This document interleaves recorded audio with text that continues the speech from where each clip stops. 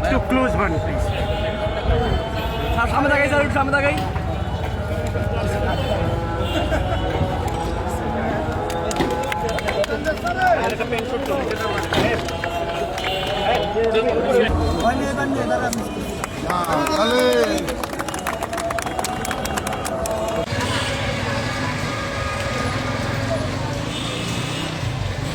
কাজে বড় হবে।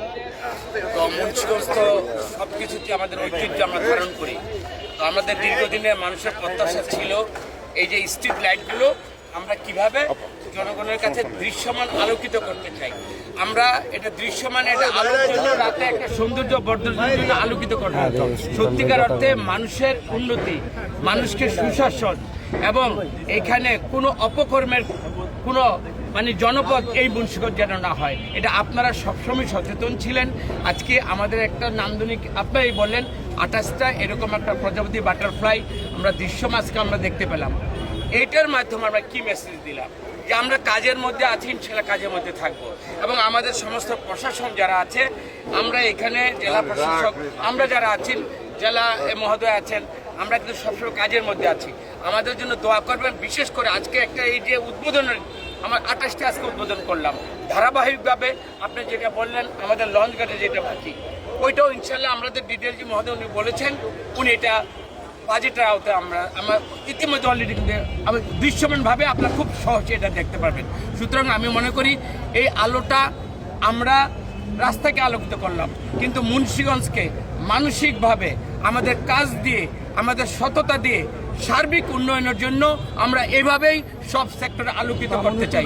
বিশেষ করে আজকে সাংবাদিক ভাইয়েরা যেভাবে উপচে পড়েছেন, আমার মনে হয় দৃশ্যতে এই কাজটাকে আপনারা খুব অ্যাপ্রিসিয়েট করলেন এবং আমরা কাজের মধ্যে দিয়ে এরকম উন্নত থেকে উন্নততর কাজের মধ্যে দিয়ে আমরা আসলেই মনে প্রাণে আমরা মুন্সিগঞ্জকে উন্নততর একটা শহরে নেবেন কিনা। নিশ্চয়ই আমরা এমন একটা কাজ করি, হাফ ডান কোনো কাজ করবো না। আমাদের উদ্দেশ্য কি, আমরা কোনো দখল, কোনো জায়গা সরকারের খাস জমির কোনো জায়গা উইদাউট প্রশাসনের অনুমতি ছাড়া কেউ কখনো করতে পারবে না। এটা আমরা চলমান প্রক্রিয়া। আগে কিভাবে ছিল ওইটা bad example, is not our example.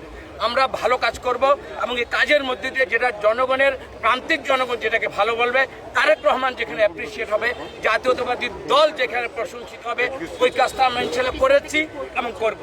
আমাদের এইখানে আমরা দ্বিধাদ্বন্দ্ব আমাদের মধ্যে নেই এবং এটা যদি কঠিনও হয়, ওই কঠিনতর কাজটা ইনশাল্লাহ প্রশাসন আছে, আমার জেলা পরিষদের আমার সমস্ত মানুষ, আমার নেতৃবৃন্দ, সবাই আমরা ভালো কাজটার জন্য সবাই উদ্যোগী।